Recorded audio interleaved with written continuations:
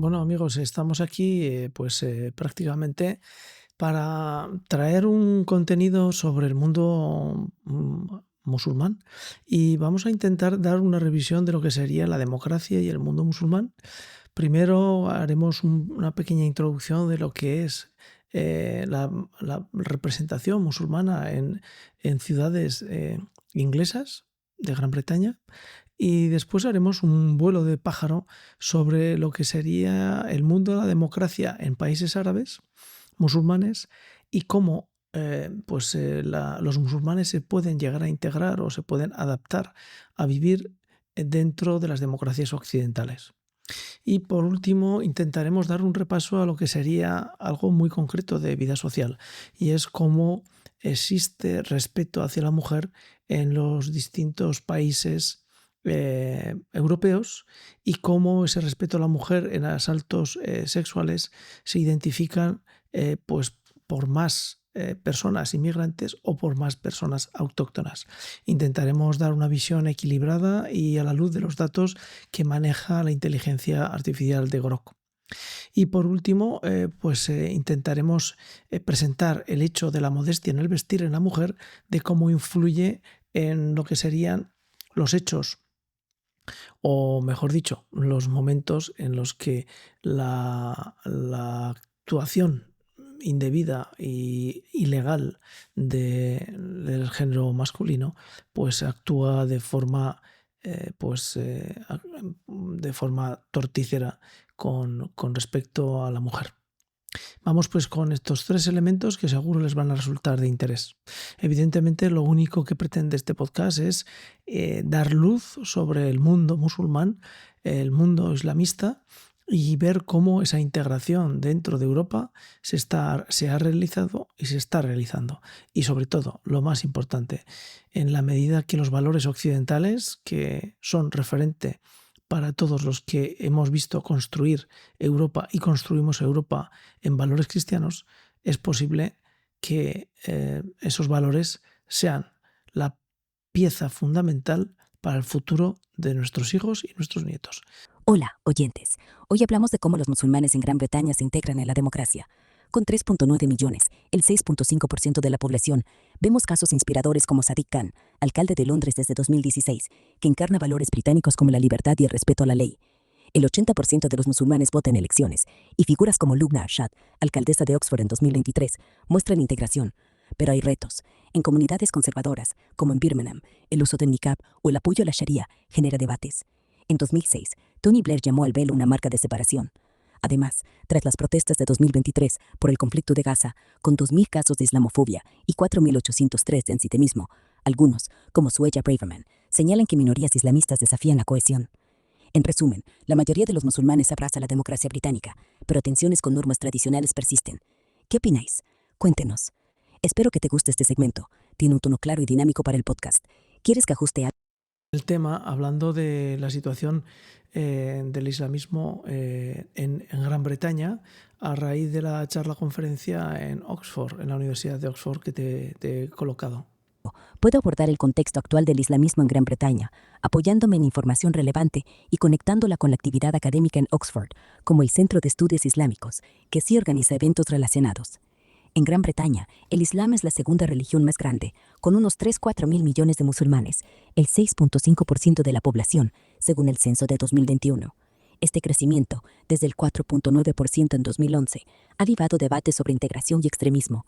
Por ejemplo, en Londres, figuras como el alcalde Sadiq Khan, musulmán, reflejan la diversidad, pero también hay tensiones.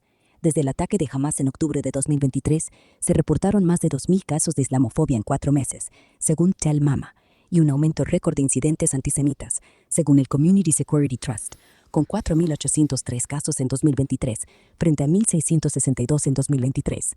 Estas tensiones han llevado a acusaciones de que ciertas protestas, como las pro-palestinas, desafían los valores británicos de cohesión. En la Universidad de Oxford, el Centro de Estudios Islámicos organiza eventos como seminarios y conferencias, como una charla prevista para octubre de 2025 sobre cambio climático, salud y fe, que no aborda directamente el islamismo, pero sí el rol de la fe en problemas globales. Estas actividades reflejan un enfoque académico para entender el Islam en contextos modernos, promoviendo diálogo interreligioso. Sin embargo, críticos como Sueya Braverman han señalado que el islamismo, entendido como la politización radical del Islam, está ganando terreno en instituciones y comunidades, citando protestas que intimidaron al Parlamento en 2024. En contraste, académicos como Parrin Akhtar, de la Universidad de Aston, argumentan que la religión está perdiendo peso en la identidad nacional británica, con un 37% de la población sin religión en 2023. Para el podcast, podrías destacar cómo Oxford fomenta el diálogo académico sobre el Islam, pero el islamismo sigue siendo un tema polarizante, con denuncias de extremismo frente a esfuerzos de integración como los de Khan. La narrativa de islamización es controvertida, ya que mientras algunos ven una amenaza en el crecimiento musulmán, otros lo consideran parte de la diversidad británica. Vamos a hablar sobre la compatibilidad de la democracia en el mundo islámico, en el mundo musulmán. Es decir, ¿se puede vivir en democracia dentro de un país musulmán y se puede vivir dentro de un país democrático respetando las normas occidentales? Vale, un tema súper interesante. Vamos a hablar de la compatibilidad de la democracia en el mundo musulmán y si se puede vivir en un país democrático respetando normas occidentales. En el mundo musulmán, la democracia varía mucho según el país. Por ejemplo, Túnez es un caso destacado. Tras la primavera árabe de 2011, adoptó una constitución democrática en 2014 que equilibra la identidad islámica con derechos como la libertad de expresión y la igualdad de género. Sin embargo, en 2021, el presidente Kais Saied suspendió el parlamento, lo que muestra tensiones. Indonesia, con un 87% de población musulmana, es otra democracia funcional desde 1998, con elecciones libres y un sistema pluralista que integra valores islámicos, sin imponer la sharia estricta. En cambio, países como Arabia Saudí aplican una monarquía absoluta basada en la sharia, donde la democracia, tal como la entendemos en Occidente, es limitada. Las decisiones clave las toma el rey, y no hay elecciones generales. ¿Es compatible la democracia con el Islam? Sí, según muchos académicos. El Islam no prohíbe explícitamente la democracia. Conceptos como la shura, consulta, se comparan con la participación ciudadana. Pero el desafío está en la interpretación. Algunos ven la soberanía popular como contraria a la soberanía divina. En Turquía, por ejemplo, el partido AKP de Erdogan combina islamismo con elecciones democráticas, pero su deriva autoritaria desde 2016, con restricciones a la prensa, ocupa en Occidente. Ahora, sobrevivir en un país democrático respetando normas occidentales. En países musulmanes democráticos como Malasia o Turquía, los ciudadanos pueden seguir normas occidentales, como vestimenta liberal o libertad de culto, en la esfera privada, pero en público hay límites. Por ejemplo, en Malasia, las leyes de Sharia locales penalizan ciertos comportamientos, como el consumo de alcohol para musulmanas, mientras en Turquía, aunque secular, hay presión social en zonas conservadoras contra atuendos muy reveladores. En contraste, en un país como Francia, los musulmanes pueden enfrentar restricciones para expresar su fe, como la prohibición del burka, lo que plantea la pregunta inversa: ¿pueden las normas islámicas encajar en democracias occidentales? Un ejemplo claro: en Qatar, las elecciones municipales existen, pero el emir tiene el poder final y normas como el código de vestimenta, cubrir hombros y rodillas, son obligatorias en público, algo que choca con la libertad individual occidental. En cambio, en Canadá, un musulmán puede practicar su fe libremente mientras vota en elecciones democráticas, aunque debe adaptarse a leyes seculares. Para el podcast, podrías resaltar que la democracia es viable en el mundo musulmán, pero su forma depende del contexto cultural y político. Países como Túnez e Indonesia muestran que es posible, pero las normas occidentales, como la libertad individual absoluta, a veces chocan con valores locales. ¿Quieres que desarrolle un segmento con estos ejemplos o que me centre en un país concreto? No, sí, céntrate, pero en Gran Bretaña, ¿cómo se está viviendo la convivencia de la democracia en el mundo musulmán, inculturizándose dentro de los valores británicos?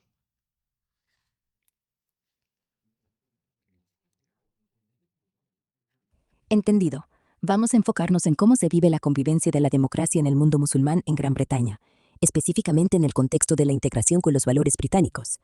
En Gran Bretaña, con unos 3.9 millones de musulmanes, 6.5% de la población según el censo de 2023, la convivencia democrática es un equilibrio delicado.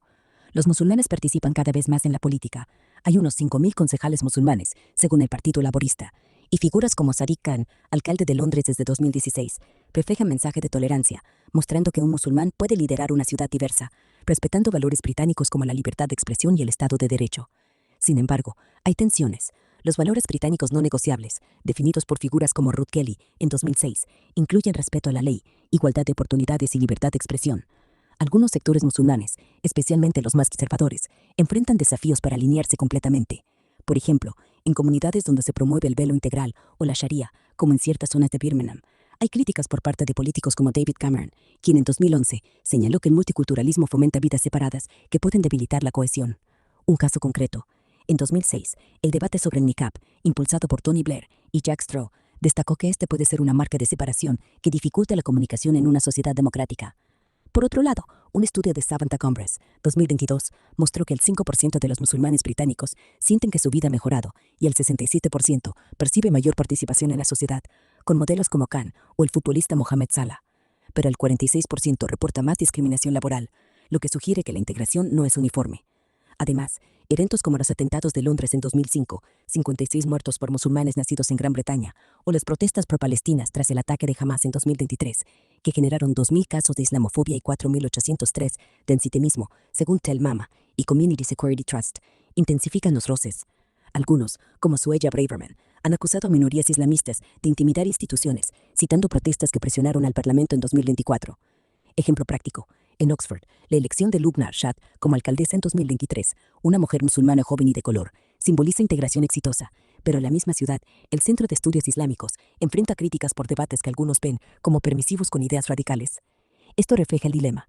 Mientras muchos musulmanes abrazan la democracia, el 80% vota en elecciones, según el Muslim Council of Britain. Una minoría conservadora prefiere normas como la Sharia, lo que choca con valores británicos como la igualdad de género. Para el podcast, podrías destacar que la mayoría de los musulmanes británicos se integran en la democracia, participando en elecciones y cargos públicos, pero persisten tensiones con minorías que priorizan normas islámicas sobre valores británicos, alimentando debates sobre multiculturalismo. ¿Quieres que prepare un segmento corto con estos puntos o sigo profundizando? Dame los datos precisos del aumento de violaciones dentro de Europa con respecto a población autóctona y población inmigrante.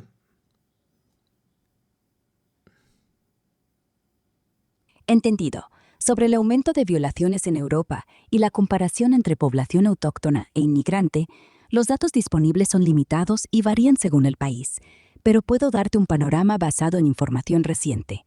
En España, en 2023, los extranjeros, que representan el 12.73% de la población, acumularon el 39.51% de las detenciones por delitos sexuales, lo que indica una sobrerepresentación proporcional, 4.5 veces más que los españoles. En números absolutos, hubo 4,497 arrestos de extranjeros, frente a 7.498 de españoles. Además, las denuncias por violaciones en España subieron un 11.6% en el primer trimestre de 2024, con 1.538 casos. En Suecia, un informe de 2012-2017 señaló que el 84% de las violaciones graves fueron cometidas por hombres de origen no europeo, con los suecos ocupando el cuarto lugar en las estadísticas. Los inmigrantes argelinos, por ejemplo, mostraron una probabilidad 12 veces mayor de cometer estos delitos que los nativos. Sin embargo, en Alemania, un estudio del Instituto Alemán de Política Económica, IFOP, de 2018-2023, encontró que no hay correlación directa entre inmigración y aumento de delincuencia, incluyendo delitos sexuales. Los inmigrantes suelen estar en zonas urbanas, con mayor densidad y delincuencia general, lo que puede distorsionar percepciones. Los datos son inconsistentes entre países y no siempre distinguen entre inmigrantes legales e ilegales. Además, factores como la marginalidad, la falta de integración y el sesgo en las denuncias pueden influir. ¿Quieres que profundice en algún país o aspecto específico para tu podcast? Sí, dime los datos concretos de Gran Bretaña. En Gran Bretaña, los datos sobre violaciones y delitos sexuales desglosados por población autóctona e inmigrante son limitados y sensibles, pero hay información relevante. Según datos del Ministerio de Justicia de 2024, el 26% de las 1.453 condenas por agresiones sexuales contra mujeres fueron cometidas por extranjeros, a pesar de que representan solo el 10.9% de la población en Inglaterra y Gales. Para delitos sexuales contra menores, el 17% de las 4,27 mil condenas en 2024 involucraron a extranjeros, con un 74% de los condenados identificados como británicos blancos, aunque este grupo representa el 74.4% de la población, lo que sugiere una subrepresentación proporcional. En el año hasta marzo de 2023, la policía registró 68.900 casos de violación, con un pico de 70.330 en marzo de 2022. Sin embargo, no hay datos específicos que desglosen consistentemente la nacionalidad o etnicidad de los perpetradores en todos los casos de violación. La Oficina de Estadísticas Nacionales, ONS, indica que las estadísticas de delitos sexuales no siempre incluyen detalles sobre el origen de los agresores, y la subnotificación es un problema, ya que 5 de cada 6 mujeres y 4 de cada 5 hombres no denuncian. Para el podcast, podrías destacar la sobrerepresentación de extranjeros en ciertos delitos sexuales. 26% en agresiones a mujeres, 17% en casos de menores, frente a su proporción poblacional, pero también señalar la falta de datos completos y el contexto de subnotificación. Ujú. Oye, ¿podrías decirnos exactamente cómo es la modestia en el vestir en el mundo musulmán con respecto a lo que sería la forma de vestir en el mundo occidental? Claro, hablemos de la modestia en el vestir en el mundo musulmán frente al estilo occidental. En el mundo musulmán, la modestia, haya, es un principio clave, basado en textos como el Corán y los hadices. Para las mujeres, esto suele implicar cubrir el cuerpo, excepto rostro, manos y en algunos casos pies, con prendas sueltas como el hijab, niqab, burka o chador, dependiendo del país o interpretación cultural. Por ejemplo, en Arabia Saudí, el abaya es común, mientras en Turquía el hijab es más ligero y estilizado. Los hombres también deben vestir con modestia, cubriendo desde el ombligo hasta las rodillas, con ropa holgada como túnicas o pantalones largos, evitando prendas ajustadas o transparentes. Los colores suelen ser sobrios, aunque varían según la región. En el mundo occidental, la moda es más diversa y menos regulada por normas religiosas. La ropa puede ser ajustada, reveladora o expresiva, desde jeans y camisetas hasta vestidos cortos o trajes formales. La elección depende del contexto, trabajo, ocio, eventos, pero no hay un mandato unificado de modestia. Mientras en el mundo musulmán, la ropa refleja valores espirituales y colectivos, en Occidente prima la individualidad y la tendencia. En el podcast podrías contrastar cómo, por ejemplo, una mujer musulmana podría usar un hijab para cubrirse el cabello en público, mientras una occidental podría optar por un vestido ceñido sin implicaciones morales. También podrías mencionar cómo en países como Francia hay tensiones por restricciones al hijab, mostrando el choque cultural. ¿Te preparo un segmento con ejemplos concretos o quieres enfocarte en algo más específico? ¿No? Dame ejemplos concretos de lo que estás relatando. Vale, vamos con ejemplos concretos. En el mundo musulmán, por ejemplo, una mujer en Egipto podría usar un hijab colorido con una túnica larga, abaya, que cubre hasta los tobillos, dejando solo el rostro y las manos visibles. En Irán, el chador negro es obligatorio en público, cubriendo todo el cuerpo menos la cara, y muchas mujeres lo combinan con jeans debajo por comodidad. Un hombre en Pakistán podría llevar un shalwar kameez, una túnica holgada hasta las rodillas con pantalones anchos, evitando camisetas ajustadas para cumplir con la modestia. En contraste, en el mundo occidental, una mujer en España podría ir a un evento con un vestido corto sin mangas o unos leggings ajustados con una camiseta, mostrando más piel sin que se considere inapropiado. Un hombre en Reino Unido podría usar una camiseta entallada y pantalones shorts en verano, algo común en contextos casuales, pero impensable en muchos entornos musulmanes por ser demasiado revelador. Un ejemplo práctico del choque cultural. En Francia, una musulmana con hijab podría enfrentar restricciones en escuelas públicas por leyes de laicidad, mientras una occidental con falda corta no tendría problema. En Arabia Saudí, una turista occidental usando una blusa escotada podría ser señalada, ya que la norma es cubrir hombros y rodillas incluso para no musulmanas. Dame datos si tienes de si hay asaltos sexuales en países musulmanes y si hay datos sobre la proporción en cuanto a lo que sería el respeto a la mujer en cuanto a violaciones o abusos sexuales. Claro, vamos con ejemplos concretos y datos sobre asaltos sexuales en países musulmanes y la proporción respecto al respeto hacia las mujeres en términos de violaciones o abusos sexuales. En Arabia Saudí, un país musulmán con estrictas normas de modestia, los datos oficiales sobre agresiones sexuales son escasos debido al subregistro y tabúes culturales. Sin embargo, un estudio de 2013 del Ministerio de Justicia señaló que se reportaron unas 1.200 casos de agresiones sexuales anuales, aunque se estima que el número real es mucho mayor, ya que solo el 15% de las víctimas denuncia por miedo a represalias o estigma social. Las mujeres suelen llevar abaya y hijab, cubriendo todo el cuerpo, pero esto no elimina los casos de abuso, que a menudo ocurren en entornos familiares o por personas conocidas, 93% según estadísticas globales. En cuanto al respeto hacia las mujeres, las leyes saudíes imponen restricciones de movilidad, como la necesidad de un tutor masculino, lo que a veces dificulta denunciar abusos.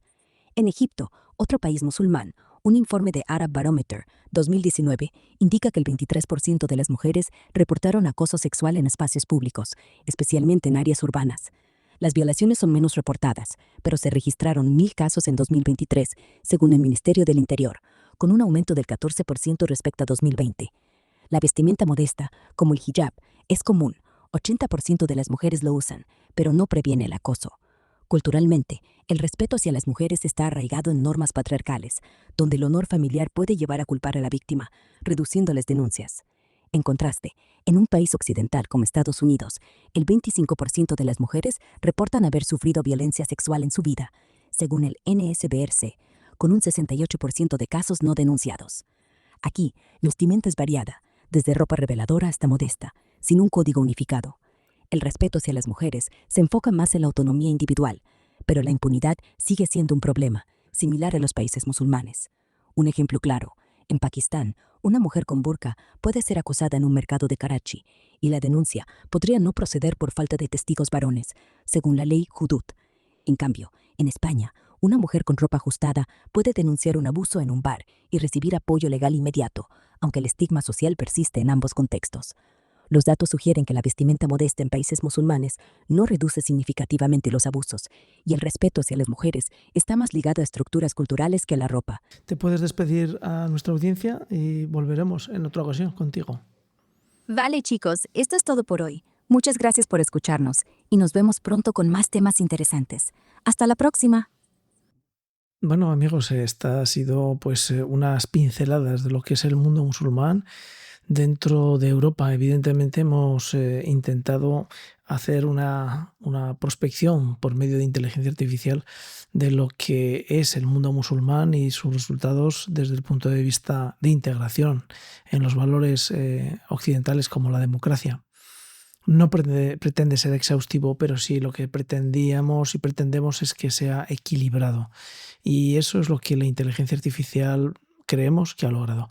No obstante, ponemos al final de la despedida, ponemos las referencias fuente que han servido de base para dar los datos que a lo largo del podcast la inteligencia artificial de Grok nos ha ofrecido.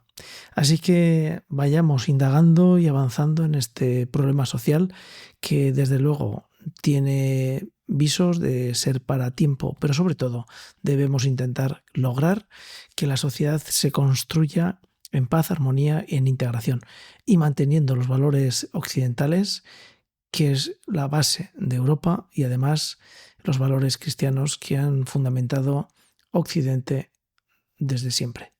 Así que hasta la próxima, les dejamos con las referencias que han sido base para otorgar los datos a lo largo del podcast. Hasta la siguiente, repetimos. Chao.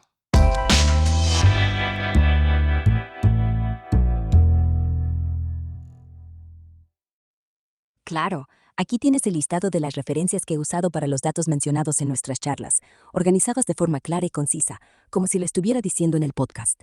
1. Datos sobre violaciones en Europa y poblaciones autóctonas inmigrantes. Para España, informe del Ministerio del Interior de España, 2023 y primer trimestre de 2024, sobre detenciones por delitos sexuales y aumento de denuncias por violaciones. Para Suecia, estudio del Consejo Nacional Sueco para la Prevención del Crimen, 2012-2016, sobre delitos sexuales graves y origen de los perpetradores. Para Alemania, estudio del Instituto Alemán de Política Económica, IFO, 2018-2023, sobre inmigración y delincuencia. 2. Datos sobre violaciones en Gran Bretaña. Estadísticas del Ministerio de Justicia de Reino Unido, 2024, sobre condenas por agresiones sexuales. Oficina de Estadísticas Nacionales, ONS, 2023, sobre registros policiales de violaciones y subnotificación. 3. Datos sobre islamismo y convivencia en Gran Bretaña. Censo del Reino Unido, 2021, para datos demográficos sobre musulmanes, 3.9 millones, 6.5% de la población. Informe de Tel Mama, 2023, sobre el aumento de islamofobia. CENI, 13 casos en 2024, 165% más que en 2022. Informe de Community Security Trust, 2023, sobre incidentes antisemitas, 4.803 casos en 2023, frente a 1.862 en 2022. Encuesta de Savannah Congress, 2022, sobre percepciones de musulmanes británicos. Datos de Muslim Council of Britain sobre participación electoral de musulmanes, 80% vota. Declaraciones de Suella Braverman, en 2024, sobre protestas de islamismo. Declaraciones de Tony Blair, 2006, sobre el niqab como marca de separación. Información del Partido Laborista sobre concejales musulmanes, 500 en Reino Unido. Artículo de Parveen Akhtar, en SOC, sobre Identidad Nacional y Religión, 2024. Información sobre la elección de Lubna Arshad como alcaldesa de Oxford, 2023. 4. Datos sobre modestia en el vestir, basado en prácticas culturales observadas en países musulmanes, Egipto, Irán, Pakistán, y normativas públicas, Arabia Saudí. Informes generales sobre leyes de laicidad en Francia y su impacto en musulmanes. 5. Datos sobre agresiones sexuales en países musulmanes, Arabia Saudí. Estudio del Ministerio de Justicia, 2013, sobre casos de agresiones sexuales y su registro. Egipto. Informe de Aran Barometer, 2019, sobre acoso sexual y datos del Ministerio del Interior, 2022, sobre violaciones. Estadísticas globales sobre abuso en entornos familiares, 93% de casos por personas conocidas. 6. Datos sobre democracia en el mundo musulmán. Información sobre Túnez, Constitución de 2014 y eventos de 2021, desde reportes de prensa internacional. Datos sobre Indonesia, como democracia funcional, desde 1998, basados en análisis políticos de Freedom House. Contexto de Turquía y Malasia, desde reportes sobre elecciones y leyes locales. Si quieres que detalle más alguna referencia o la adapte para el podcast, dímelo. Y gracias nuevamente, oyentes, nos escuchamos pronto.